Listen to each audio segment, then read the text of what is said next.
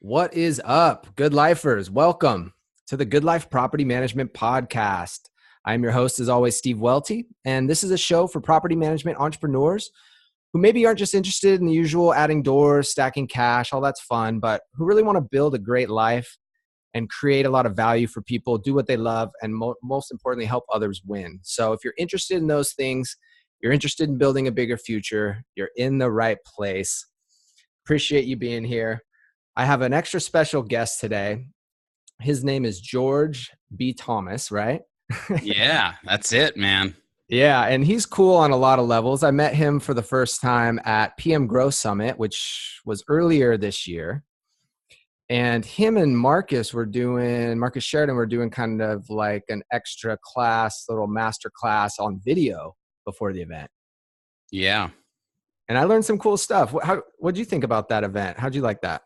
You know, I love events. I love speaking, especially that scenario. We go in and do like these kind of mini workshops, which is a couple hours where we're talking about, in that case, it was video. Sometimes it's about lead gen. It just really depends what the event's wanting to do, Steve. Mm-hmm. But I love it because it's kind of the launching pad, if you will, for a lot of companies who know that they want to do a couple of things that you said in your intro, which is win and stack cash. Like, hey, those are good things, right? There's nothing wrong with that.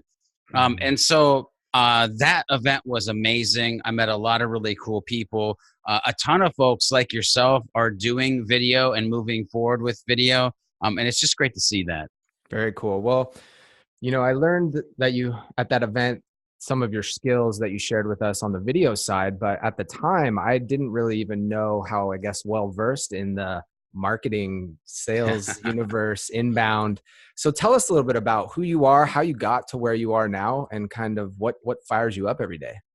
Yeah. Well, I get fired up pretty easy, but typically not in a bad way. It's always in a good way. I'm a pretty positive dude. When I wake up in the morning, I'm focused on being a happy, helpful human, and I add humble in there when at possible. And when I go to bed, I'm thinking about the same thing. But I work for an agency. I have worked for agencies for years, but right now I work for an agency called Impulse Creative. Mm-hmm. We are a typical agency that does the web development and the branding and logos, and we are a HubSpot partner. And that's kind of where the story for me starts, is with this company called HubSpot. And in 2012, Steve, I learned about this event called Inbound, and the agency that I was working for at that time, they were holding this world's largest webinar, HubSpot was, and we actually ended up winning tickets to Inbound 2012. I sat up in a balcony seat. I listened to Gary Vaynerchuk talk about like just killing it, crushing it, just the amazing things that he was talking about. And I was like, I want to do this. Like, I want to learn about marketing, because back in the day, I was just a web dev guy. Like, I like to nerd out on code and drink a lot of Coke and eat pizza. Like, that was my thing. And I was like, you know what? I want to do that. I want to be a marketer. I want to learn about HubSpot. But more than that, Steve, for me, it was, I want to be on that stage someday, because I feel the change that is happening to me and the people around me. And I want to be an agent of change in the future. And so when I got back to the agency, I started to educate myself around HubSpot. And they have these certifications that you can get. And when I first started in 2012, I think there was 3 certifications. Now there's 21. And I hold all 21 of them and am a HubSpot certified trainer, or now they even call it an accredited trainer. I mean, cool. It's awesome. All that means is that I'm a little nerdy. I've spent way too much time in the tool. And when it comes to content creation, lead conversion, all the things that you need to do for marketing and sales through a business, I pretty much know how to do it, have a certification for it, and have taught a workshop on it somewhere to somebody, and then add a layer of video onto that and understand how to use video in the sales marketing process and with lead gen. It's kind of like some ninja moves that happen around here. Yeah. No, I like that. I'm going to follow up on some of that video stuff a little later in our conversation. But the topic that I had thought of for today was, I was like, we have this sensei, this master marketing sensei, and George B. Thomas here. So what's going to help our audience the most? And I thought, If George woke up as a property management company owner, responsible for overseeing the sales and marketing of his company, what would he do? What are some of the steps he would take? We could take it from a very high level to go down in the weeds a bit, wherever you kind of want to take it. What are your initial thoughts on that for someone? Because I'll tell you, people in our industry, and it might not be unique to our industry, but most companies, it's kind of an afterthought. It's let's throw some money at this. And now there's kind of some buzz building around people really starting to invest in sales and marketing and making it operational. So operationalizing it. So yeah. What are your thoughts on that? Like, what would you do? Yeah. So I want everybody to realize that everything that I'm going to say for the next couple minutes to however long this takes is that it's all based off of two things: attention and trust. Like, those are the two major things that you want to pay attention to. Am I getting the attention that I need to close or start and close the deals that I need? And do people trust me? Am I presenting a brand that is trustworthy?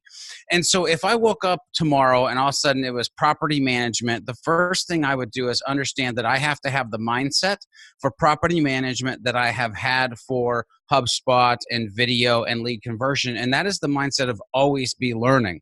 So immediately I would start to educate myself on what it is to even do property management, what it has been historically, what it looks like it's going to be in the future, and realize that it is never going to stay the same. And if I'm working with people who feel like it's always going to be the same, then there needs to be changes, because everything is always changing. So the mindset of always learning, the mindset of understanding that the game is always going to change, and educating myself to the game in which I need to play when it comes to property management. That's where I'm going to start.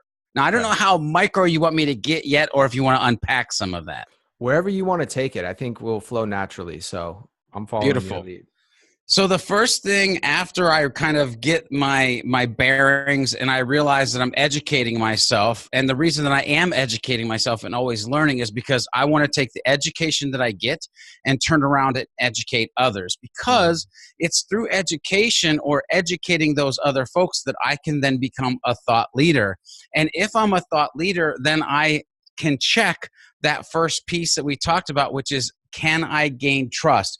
If I'm a happy, helpful human and I'm helping those folks, if I'm educating those folks, if I'm focused on value versus closing sales, the sales will come and I'll be able to tick yes. Also, with thought leadership comes attention. Look, you're doing a podcast so that people will watch and listen, which positions you as a thought leader, which someday will probably end up on a stage or doing something at a higher level than most folks will do in the property management space. It's nothing different than what I've done. The only reason that I hit stages, that in the intro of this podcast, you can say Marcus Sheridan and George B. Thomas did this workshop, is because of educating, adding value, being helpful. And so that's what I'm going to build, and I'm going to ride that up in the property management, because then things will just start to happen, right? Again, a big kind of philosophy piece of this is you get back from the world what you put into it. And so if I'm sowing seeds in a way that the crop is actually going to grow, then I know that eventually I will have something to harvest, right? Wow. And so now, once I become that thought leader, once I'm getting that attention, once I have gained that trust, now I get into the tactical. We get out of the philosophy kind of cloud part of this conversation. And the immediate thing I do is I make sure I have a website. I make sure my website is up to date, meaning people can get to what they need to get to quick within 1 or 2 clicks. And if they're on a mobile device, it still looks beautiful. And it has some lead conversion opportunities. And when I say lead conversion opportunities or lead magnets, I simply mean an ebook, a guide, a checklist, a one-pager that somebody can say, hey, here's my first name, my last name, my email address. I'm facing this problem, and it looks like you're going to tell me how to solve this problem or partially solve this problem in this ebook, this guide, this checklist, or I'm researching a thing that I want to know more about, and knowing the 7 steps of XYZ to property management looks like a really good download that I'm going to want to download.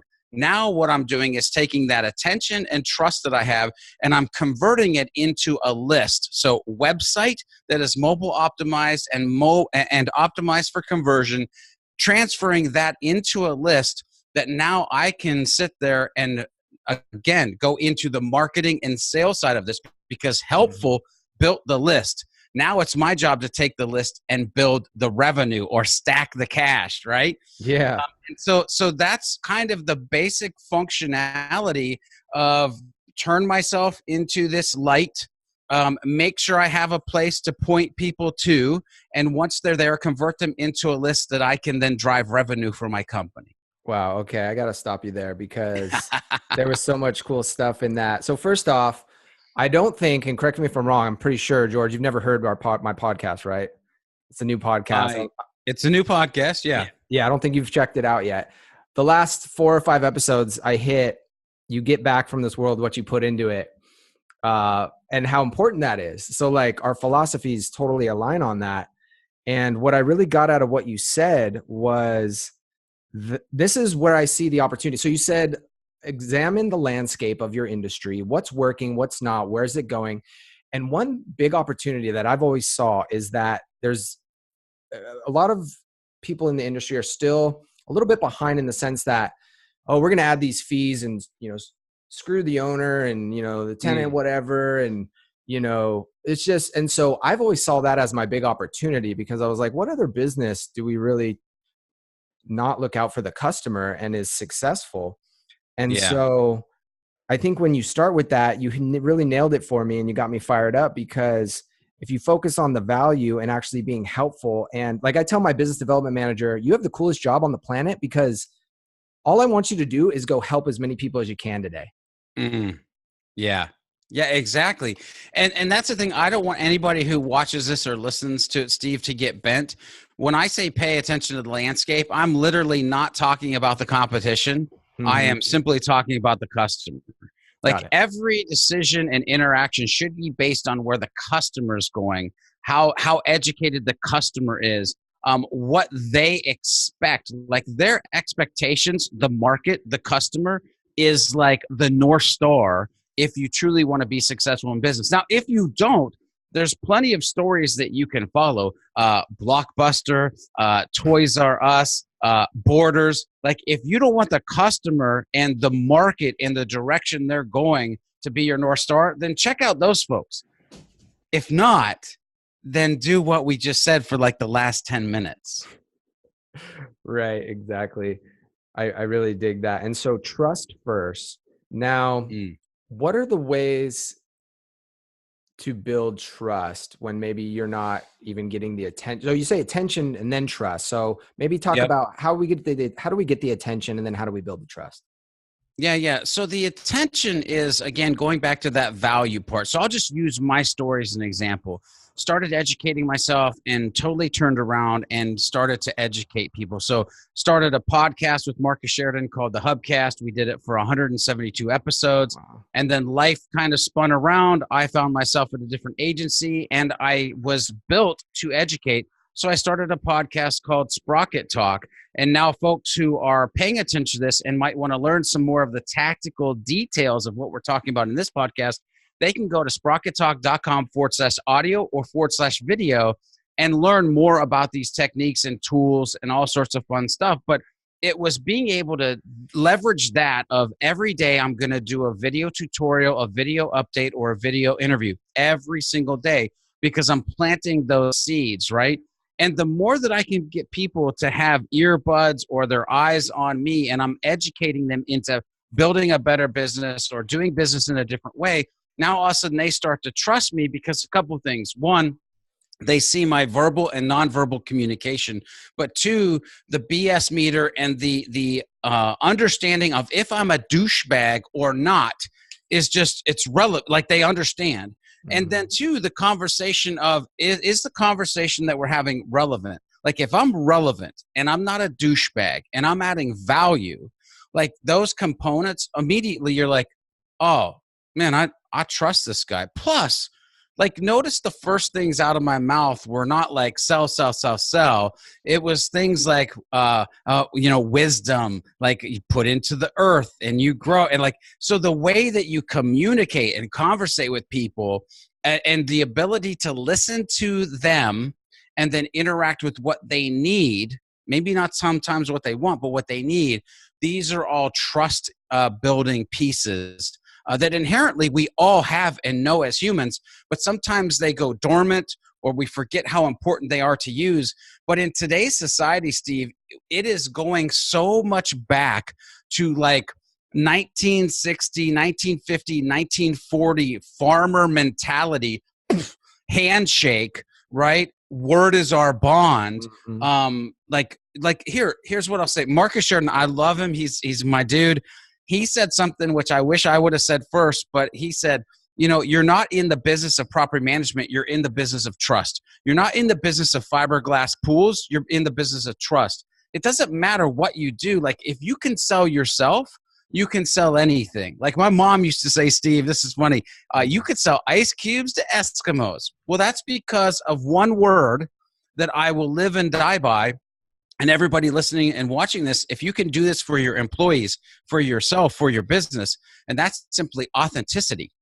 Like, simply be who you are and not try to be somebody else through this entire process that we're talking about today. Right. And don't think, okay, well, how can I be myself? You're already on the wrong path if you think that. It's pretty much got to come natural. I'm just saying. Yeah. So just let it roll, So video you bring up. So you said you're doing a video every day. Video is something, we do once or twice a week. When do you know when to take the time to make a video versus just write a blog? For me, video always trumps blog, just so you know. And what I'll say is, if possible, I'll put a video with every blog. So if you go to Impulse Creative and you go to our blog, you'll actually see that one of the things we do is we do a video teaser for every article that we write. No matter who you are in the company, you have to do a video and it has to go with your blog. Now, because I know my power versus my weakness, I'm not the greatest of writers. Occasionally, the skies will part, you'll hear angels sing, and I'll write like maybe 1,000 or 2,000 words in a blog article, and then I won't write for probably another month or 2 months, and then that'll happen again. But when I think about when should I make a video, it's whenever I have a free second that I'm not doing client work. So literally, I would do this podcast, and if I had 30 minutes that I didn't have anything that I had to do that was client facing, I would flip on my gear and I would make some type of piece of content either towards Sprocket Talk or towards the new channel that we just started called Inbound.film, which is all about video and basically video techniques, tactics, and strategies for businesses that want to do video. I'm creating one of those two pieces of video content. Got it. Now, some people may think, okay, well, George, that's good for you because you're in this niche where you're teaching marketers and people want to eat up everything you have to say. My client that I'm going after maybe is hiring me because they don't want to know about property management. They don't necessarily care. So I'm sure you've worked with industries maybe like that have that concern. What would you say to that? And would you approach it any differently? How would you deal with that? I would say that's a perception. And I don't even know if that's a true perception because here's the thing. If I'm thinking of property management, right? And let's just go in the example of I have a house and I have this company who's going to manage this house for me. And I know that my rent is, I want to charge $1,700 a month or something along those lines. At the end of the day, I know that's a lot of money over a year, over 2 years, over 4 years, over 8 years. If I'm going to pick the right property management company, I want to be able to easily educate myself on if they're the right company, because there are some property management companies that are great and there are some property management companies that suck butt. And let me explain why I know this, because just where we are, the place that we live, yes, I rent. We've gone through 4 different property management companies. One of them has been amazing. The rest of them have been okay. And one I would actually go past okay. And I'm like, this is the most sucky experience ever. If I was the homeowner I would want to be able to have video content that would teach me, show me, because if you can't see it, it doesn't exist, by the way. Mhm. And most homeowners are busy. They're doing like other things. And so at the end of the day, it can take me 15 minutes to read some type of blog or some type of website page, or you can send me a 2.5 minute video and give me almost double the content. And because I only had to press a play button, sit back and sip my coffee, I'm Mhm. willing to digest it. It doesn't feel like work to me. Understood. Now, what about, so we're talking for a second about blogs versus video, both good, but the Yeah. blogs, right? You get the SEO, which ultimately that's why we're doing this ultimately is to stay in business and make money and help people and have opportunity. So where does the video, how does the video affect the SEO? And wouldn't you say blogs are going to get you better SEO than video? So I think there's a game both to play. So yes, blogging SEO is absolutely amazing, but and there's two ways I'm going to go with this. First of all, if you use the right platform to host your videos, you can have a huge SEO play. Like we have a platform that we use, and it's called 23. And the way that we host our videos with those, they get found in search sometimes quicker than our actual blog articles, and it's just a single video. So there's that whole side of it, because if it's being done right, there's a lot of meta information. There's just a lot that can go in to make a video SEO optimized. Also, thinking about YouTube, and by the way, the conversation should never be, should it be hosted somewhere else or be on YouTube? It's hosted somewhere else and be on YouTube, Got it. because YouTube is like the world's largest second search engine, and it's a social community that if people start to like your content, it's very easily digestible. So it should be both. And the platform you pick to use the videos on your website or have just natively hosted somewhere else in some type of video resource should be optimized with meta information for SEO. Now, what I will say to you that I do love is if you have a page, a blog article that you've written, and it's getting some SEO value, but it's not like hitting it out the park, adding a video to that page that is also SEO optimized is like a left, right, like a bam, bam, like now it's going to do even better, because it's going above and beyond what most people are doing with blog articles. And again, I feel like I got to step back for a second and tell everybody, if you're not writing educational content, aka blog articles yet, you should do that. I'm coming at this conversation as that's an already doing, and now you need to layer on this idea of a culture of video on top of it, because like there are some people who are in the know, and there are some people who still don't realize that their website has to be optimized for a mobile device. Right. And Right? I read a recent blog article that was on your email, I think, about mobile first. Yep. Now, can you talk to a little bit about that? Why that's important? Yeah, like at the end of the day, like here's the deal.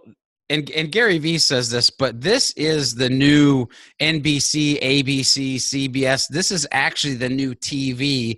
I can't tell you how many times I actually have my phone and I'm watching something on YouTube or I'm surfing the internet, when I have a huge computer that I could be on, or a huge TV that I could be watching. But instead, because this goes with me on the plane, at the hotel, at home, we have as humans this intimate relationship. And if your website is to the point where I have to pinch or zoom or slide, I'm not dealing with you. I'm going to your competition who has a mobile optimized website. I'm going to your competition who's using video that optimizes itself to my mobile device when I want to play it. I'm going to your competition who understands that I, as a consumer, want to find it immediately, and I want it to be easily digestible, and that I am the most educated consumer ever on the planet. And not me, George B. Thomas, us as humans right now, we can go into a car dealership and probably know more about the car because of the internet. Like, these are things that we need to realize have changed. And so you have to have your website be mobile optimized. Your videos need to be mobile optimized. Just the strategy, that's where you've got to start. Got it. Now, let's talk for a second about operationalizing, sales and marketing. So you could do a video there's so much stuff to do. When I Yeah. signed on with HubSpot, it's like, there's so much stuff. It's funny. There's like actually agencies that teach you how to use it, right? Like That's what we do. right. Yeah. Right. Yeah. Like where would someone start if video is a good place to start? Like, how would they host it on their website? What are some things? How would you have them look at? Okay, here's 1, 2, and 3 steps. Yeah, that's a really great question, Steve. And what I'll say before we get too far away from it, I mean, literally that is what we do. Like Steve, you mentioned HubSpot. We do weekly trainings. We do 1 and 2 day workshops. Like that's part of what we do is get people to understand A, the marketing side of this, B, the sales side of this, and C, the video side of this. So when I say 1 and 2 day workshops, I want everybody watching or listening to this, like, I want you to know, you could contact me. I could come out and do a 1 day video workshop, a 1 day sales workshop, or a 1 day marketing workshop, or we could just figure out how we do 2 days and hit all of that at once. Anyway, cool. The way that I look at this as far as hosting your videos, it's very much based, Steve, on budget. So if somebody comes to me and they're a smaller company and they don't know where to host their videos, but they want to get started with videos, and maybe they're doing something with a webcam, or they're using a smartphone, or they've bought a cheap, $800-900 DSLR, and they just can't afford to pay a couple $100 or more for video hosting with all the bells and whistles, which I'll talk about the bells and whistles in a minute, then I'm going to be like, hey, just do YouTube. And because YouTube is going to be the second largest search engine, and it's a social community, and I like YouTube versus Vimeo. Some people get in that whole kind of, well, maybe Vimeo. No, that's more creative space. I would definitely go YouTube. If I have some budget and I want to do something a little bit more, and by the way, I would use that video on YouTube, and I would use the YouTube embed on my website. If I have a little bit more budget and I want to start to use some of the bells and whistles, meaning maybe I want to be able to have a form in my video so I can collect somebody's first name, last name, and email address. Maybe I want to have a call to action at the end of the video where they can click the actual video player and it takes them to a landing page or some type of page for navigation that I want them to see.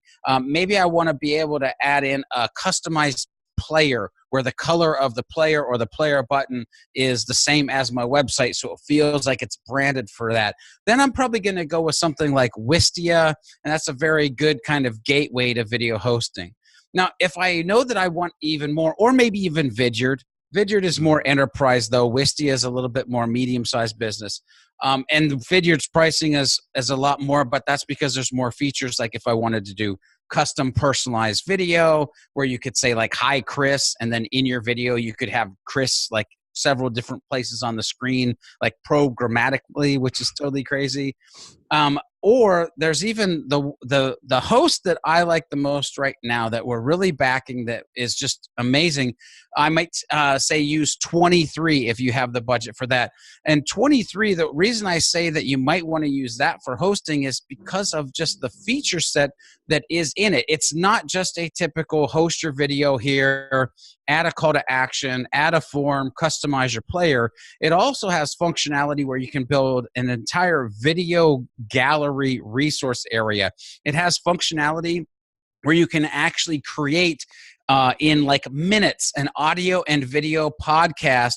And when you upload your videos, it'll push right to that podcast feed and you can educate folks. And that's how we do Sprocket Talk and Inbound Film and all of the Wayfinding Growth Show. Like, by the way, we do like 4 shows, right, at Impulse Creative because we understand the effectiveness of being helpful and putting out content into the world. If it didn't work, we wouldn't do that much. So, I mean, just the sheer fact of like we got 4 shows, anybody watching this listen should be like, oh, yeah.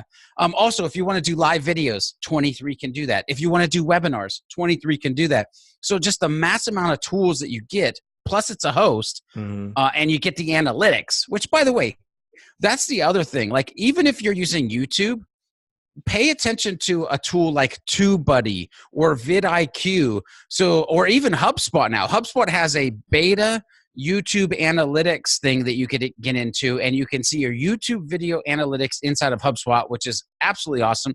Been wanting it for a couple years, but TubeBuddy, vidIQ, HubSpot, make sure you're attaching to that YouTube channel, because the analytics is where it's at. And then Wistia, of course, Vidyard and 23 all have those analytics as well. But the idea is being able to see where people, how far are people watching? Where are they dropping off at? Why did they drop off? How many people converted after they watched this video? And really starting to understand the success and the most successful videos that you have, because of course you rinse and repeat and create more and pour gasoline on the fire, whatever metaphor you want to put in there. You just continue to do what works instead of doing what doesn't work. Got it. So going back to your initial thesis, which I really love, the attention and the trust. I'm a simple guy and I can wrap my head around that. And so if I'm hearing this for the first time, I'm saying, okay, I'm fired up. I want to build trust. I resonate with that. I want to help my customer base. I can shoot video. So I'm making some videos. I'm doing this a few months and, I'm looking, no one's really watching my videos, so I think the attention part, but maybe that's why that's first, is so important. I think that's kind of where we all play in that field a lot. Like, oh, we need more SEO. We need more, Google AdWords, etc. So trust, I think, is more of an easy dragon to slay if you have that mindset. But the attention, that's a big piece of the puzzle. What would you say there? Well, I mean, and here's the thing. It's funny because you mentioned SEO and AdWords, which, by the way, is just ways to get attention. Like you're literally working with an algorithm to get textual attention. You're paying for ads to get attention. Video, you're just simply creating content, putting yourself out there to get attention. You're going to speak at different events, even if it's for free, like the Chamber of Commerce or wherever, because it's about attention. And once you have their attention, you have to have something to keep them going. Something to keep them coming back. Historically, that's been, well, we're going to write 20, 50, 100, 200 blog articles, because then they'll be a subscriber and they'll come back and they'll read and they'll read and they'll read and they'll start to trust us. Now, what we're saying is video, it has arrived. Like in 2016, people thought it arrived. 2018, it really has arrived, because if you start to pay attention to yourself, you'll realize that, like, you binge watch Netflix. You'll sit and watch like what was 6 months worth of shows in a night. You'll find a new YouTube creator that sparks your interest and you'll watch his entire playlist or her entire playlist. Like, this is just how we are as humans now.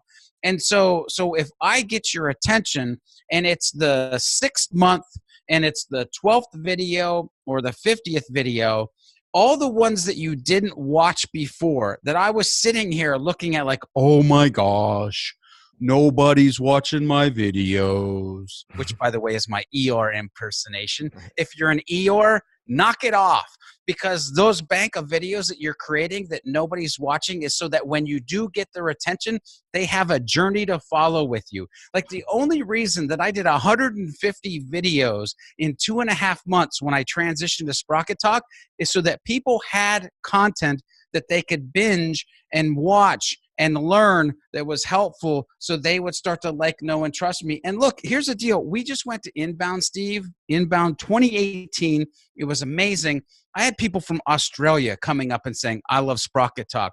I had people coming up, it was at least 7 to 10 different countries that people were like, Sprocket Talk, in all sorts of weird accents. And it was amazing. Like, even had people come up, like, my tagline in every video is, you know what time it is. And people are coming up and be like, hey, Georgie B, you know what time it is. Nice. Like, that's attention. That's trust. That's brand. And that's what everything that I would do would be focused into creating that and then being able to do something with that once you have it as a property management company. Got it. Okay. That's making sense. So you build the bank, and I think if you believe in the concept, you've got to just start and just do it, because we all start out the same. We're all in the suit and the tie with our hands folded on the desk. Hi, I'm Steve Welty, the owner of Good Life. And it's funny when you see the first videos to now, I'm shooting Facebook Lives like off the cuff with my dog. I'm eating like a candy bar. I try to keep it authentic and real, Yeah. but you won't be able to get there until you put in the reps. So that might be something to Oh, do, right? 30 days, just make a video a day about, and if you've been in the business, I come up with my Facebook Live topics. I hate to say it, but like 10 minutes before I go on, I'm like, okay, oh yeah. what's the Yeah. theme for the month? Protecting your investment. Okay. We know this stuff. Yeah. So there's so much I want to unpack from that piece that you said. Like, the first of all, I love lives. Like being able to just go on and riff. And if you don't want to do it for business first, go and just do it on your personal account and talk about things in life, like how you're fixing your car, or how, you built this thing for your bathroom, or you're just out for a walk and this is what's on your mind. Get comfortable in normal life and then spin around and use it for business, because live video is amazing. Being able to get that actual interaction with people, like other than if I was sitting across from your desk, could we have the type of conversation that you can have on a live when people are actually asking questions or leaving comments? And it's absolutely amazing. Love it. But the other piece that you said in there, Steve, that everybody needs to realize, not only you building a bank on those ones that nobody is watching, but you're going through what is the most horrible thing in the world, and that is the messy middle of like the first video. By the way, you might think this is a secret. Your first video, it's going to suck. Your second video is probably going to suck too. Number 4 and number 6 might be a little bit better, but by the time you get to 20, 30, 50, you're going to be just jamming. They're going to be amazing. You might start thinking of yourself as a one-take wonder. You've talked enough about the content that you can just kind of flow in and out of what you want to conversate about. Mm-hmm. And it just becomes second nature, because you said the reps, right? That's what you did the work. And by the way, just so everybody knows my stance on that, hard work always works. And so the reason that you're sitting here and you're still fighting the fact that you should be doing video is because 2 things. You think, 1, it should be expensive, and 2, you think it is hard. Now, let's turn that around for a second. If you think it's hard, your customers think it's difficult. And so if they see you doing video and their perception is difficult, and you've attacked it and beat it, what does that make you? That makes you somebody that they might not feel that they can achieve to actually be like, because you've done something that in their mind is difficult. Which, by the way, it doesn't have to be expensive either, but that's another story. Right. So we're all we're not comfortable on the first video, but I love the saying, discomfort's the doorway to your dream. So everything, if you're feeling uncomfortable and your heart, doesn't hurt, or you don't feel like you're taking advantage of someone, you're probably doing the right thing. And you're right. Doing the lives and doing the video and doing the podcast has helped me become a much better public speaker. Yeah. And so putting in the reps, just so important. So who was it? I think it was Jim Rohn said, if you do what is easy, life will be hard. But if you do what is hard, life will be easy. And I would just say that to video. And that's actually content creation in general. Like, apply that and move forward. Wow. I love Jim Rohn. He's my favorite. That's one of my favorite quotes. If you will change, everything will change for you. That's it. My favorite. That's it. Followed by Jordan's favorite, which is, don't wish it were easier, wish you were better. Don't wish, it goes down that line. Yeah. Jordan gave me that one at a cool time. You've met Jordan from PM Grow. Mm-hmm. And because I noticed I was complaining a lot during this week. I was complaining.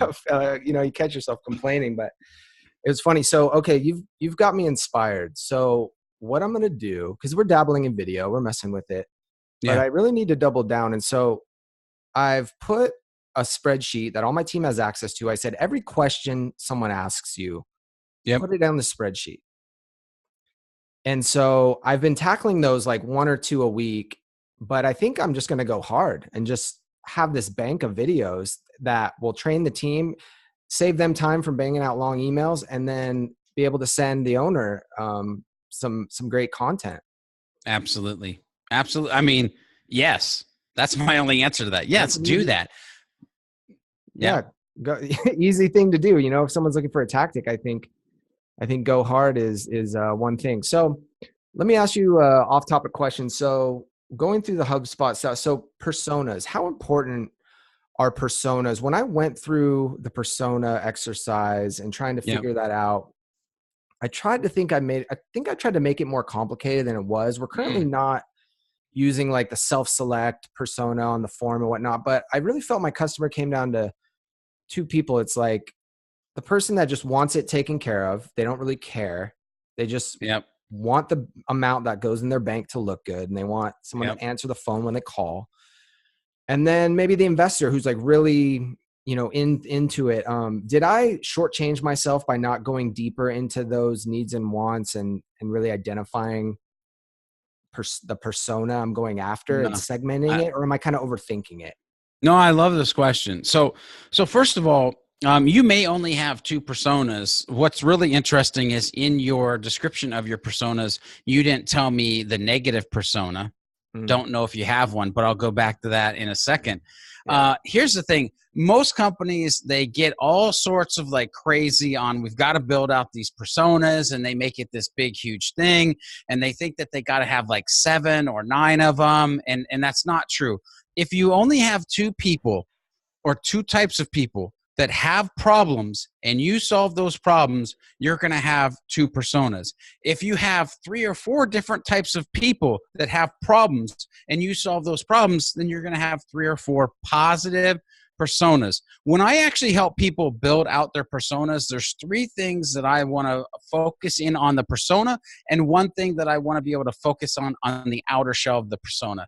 Only thing I want to know at first is roles, goals, and challenges of the types of people that I do business with. Boom. I make it simple. I get it into HubSpot or whatever marketing automation software I'm going to use. And then the 4th piece of that is I want to know how they would describe themselves. Because personas is just a fancy way to say that I want to segment my list. So if everybody just simply looked at it as how can I segment my list from a very high standpoint of who I do business with, that's your persona. Groups of people kind of that, we all act alike in some ways. So that's why they call them personas, and really it's top level, this segmentation. So let's just say, for instance, I've got, Renter Ron. That's one of my personas. And I know that I want to create content from Renter Ron. And I want to know that I can define Renter Ron because it's going to be this other side of my business versus the person who I actually am like doing the work for, who is the homeowner Harry, right? Just as an example. Now, there's a couple things that happen. I want to know how they would define themselves, because when I want to have a conversation with Renter Ron, I want to be able to have that segmented list that I can email and talk to all the Renter Rons in my database, versus they've selected how they would be if they were homeowner Harry. Now I have that list that I could pull and have an email with them. But I'm going to take this one step further, especially with HubSpot users, because I have this thing I teach when we do those like weekly trainings or workshops called Second Smart Questions. And I boil down to, so if you have homeowner Harry say, hey, this is who I am. I'm a homeowner looking for somebody to manage my property. Then what's the next thing you want to ask them? Because we can use a dependent form field, I know that got nerdy, to ask another set of questions, so that now not only do we have homeowner Harry, but we've got homeowner Harry who has a $100,000 home. We've got homeowner Harrys who have $250,000 homes. We have a homeowner Harry who has $1 million home. And so now we can, instead of just talking to all homeowner Harrys, we can talk to kind of lower end homeowner Harrys or high end homeowner Harrys, because the email, the communication, the video, the way that we express ourselves is going to be totally different for each one of those homeowner Harrys, because they're in a different place with different needs and different budgets. Yeah. You made it so clear for me. Thank you. That really helped, Yeah. because you're building the list. So roles, goals, challenges, have them self-described. You're building the list, because one of the problems with most nurturing so if people in our industry have a nurturing campaign, they're like way ahead of the curve. We're a little bit behind as an industry, I think, but we're getting there. And so that's great. But then the next step, what I came to realize is that we're hitting everyone with the same content, and not everyone cares about the same stuff. So you're nurturing with just like a blunt whatever, hammer or Yeah, something. here's the thing. Yeah. And here's the thing, like you're nurturing people with a sledgehammer instead of a scalpel. Right. And when you take this persona and you segment down in with second smart questions, then you can start to use a scalpel. And I'm going to tease out, we can't go into the whole concept, but Hmm. there's a thing that I teach, Steve, that is the 4 pillars of super sales qualified leads, where we take that persona, by the way, that it's peer, PIER. We Okay. take the persona, we add in informationally qualified, we add in engagement qualified, and we add in recency qualified. And then when you start nurturing, then when you start selling, you truly know how informationally qualified, engagement qualified, and timely qualified that persona is and what you should be saying or sending to those folks. Got it. Okay. I want to ask you a question about the funnel. So Yeah. where Yeah. should you be spending most of your time? At the top of the funnel, the bottom, or is there a way to look at that differently that I'm not thinking about? Yeah. Well, the first thing I'll say is wherever your funnel is the weakest right now, that's Okay. where you'd want to spend time. And by the way, let's back up.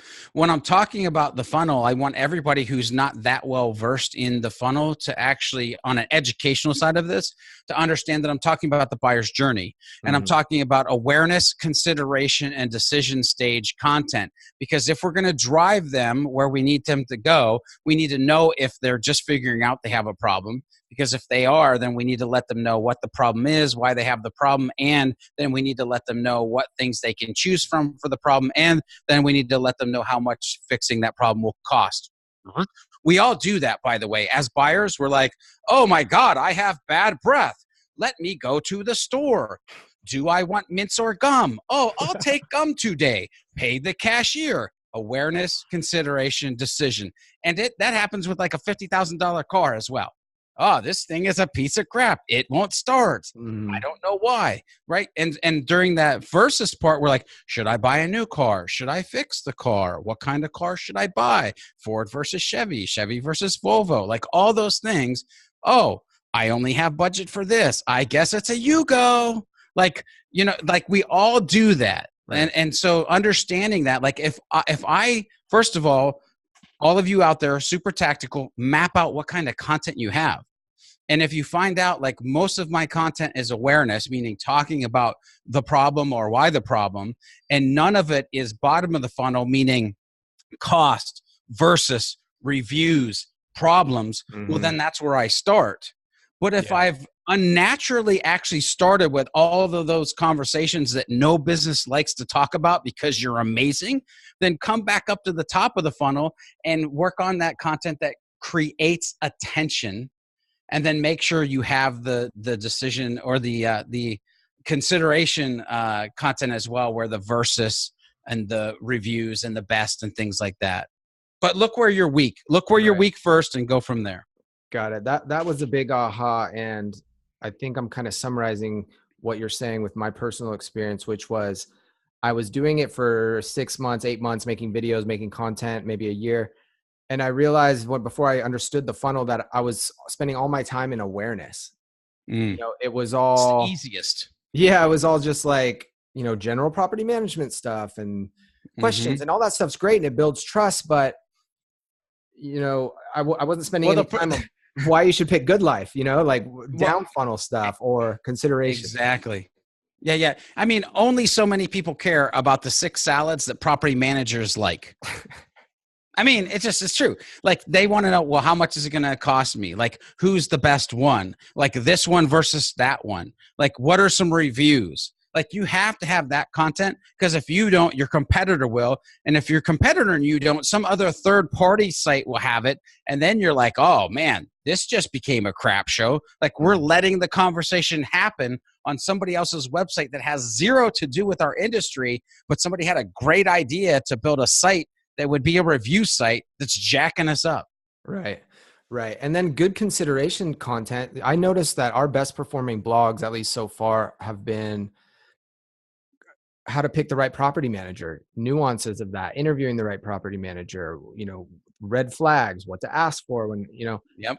and so if I'm hearing you correct, a good strategy to oversee, to start your sales and marketing division on the marketing side would be to create a good piece of content like that, as well as create content on a regular basis, put it behind, a form where someone gives you your email, and then you can start marketing to them, and you're building the trust and you're getting the attention, right?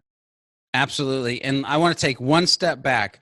I said, look where you're weakest. Mm-hmm. That was assuming that you're already creating content, but you might be watching this or listening and be like, I have zero. If that's the case, if it was me, remember this whole thing started with, if you woke up tomorrow and you are a property manager. So if I woke up tomorrow as a property manager, I would start from the bottom of the funnel and work my way up. Because if I create content that is the closest in which the way the searcher searches before they're about to spend money, then I'm where I really want to be in the conversation, because I want to stack up that cash. Right. Now, real quick, back on personas for a second. You said roles, goals, and challenges. Which of those three would my "this best describes me" question come from? So I think the best describe me really actually ties into the problem that they're facing. Like in your case, I used I'm a homeowner looking for somebody to manage my property, right? Mm-hmm. They want somebody to take care of it for them. It's the problem that they're facing, but it's in a way that they would actually be able to associate themselves. So if we pulled this off of property management for a second, and let's say I was a pest control company, and I asked you, how would you best describe yourself? By the way, if you use persona, never in the form field have it say persona. That's like marketing crap. Have it say, how would you best describe yourself? It's a drop down. You give them 3 or 4 options, your personas, or maybe 2, for them to select. And if it was a pest control company, it might be, I'm a homeowner in the suburbs. I'm an apartment dweller, or I live in the city in a condo. Now I inherently know the type of building they live in. And if I, as a pest control company, want to service them, if they live in an apartment, by the way, I'm going to tie back to something that I said I wanted to talk about in a little bit. If they're apartment complex, they might be a negative persona. And because they're a negative persona, because I know if I go and take care of the problem, but their neighbor to the left, to the right, below, or above them don't take care of the problem's going to come back. So therefore, I know it's a non-win-win for me. And so I might have them as a negative persona and know that I can't do business with them.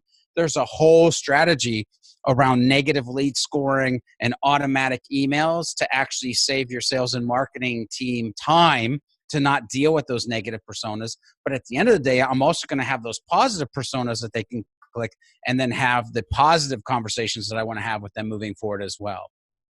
Okay, understood. So couple last questions. One is, so I am thinking for my company, okay, I need a marketing plan, right? So I've thought about that, and I'm like, okay, I need a plan. And it actually needs to be probably something tangible, where if someone wanted to invest in my company, I could be like, here's my marketing plan, sir or ma'am. How do you think about marketing plans? Is it kind of just trying a bunch of different stuff? Is it just going deep on one vertical? Like, how would you coach or guide me or anyone else to think about a marketing plan, an effective marketing plan? Yeah, definitely. To me, this goes down to something simple, and that is that you have to have goals. And because you have those goals, you have to have strategies. And those strategies need to be broken down to micro tactics to take place to make it all happen. And so when I think of a marketing plan, where am I trying to get? What steps get me there? And how do I build the steps to get there? It's that simple. You should have one. If you're going at it without a marketing plan, you're going to be in trouble. Mm-hmm. Yeah, that was a big aha a couple of years ago when I didn't hit the goal I was looking for. And I was like, oh, I'd actually had no plan to achieve that goal. So I think the fact that you have a plan puts you way out in front.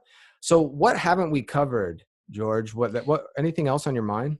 Well, we've been doing this for an hour, so I think we covered a lot. What I will say, Steve, if people want to get a hold of me, if they have questions, I would say that they can reach out to me on Twitter. It's at George B. Thomas.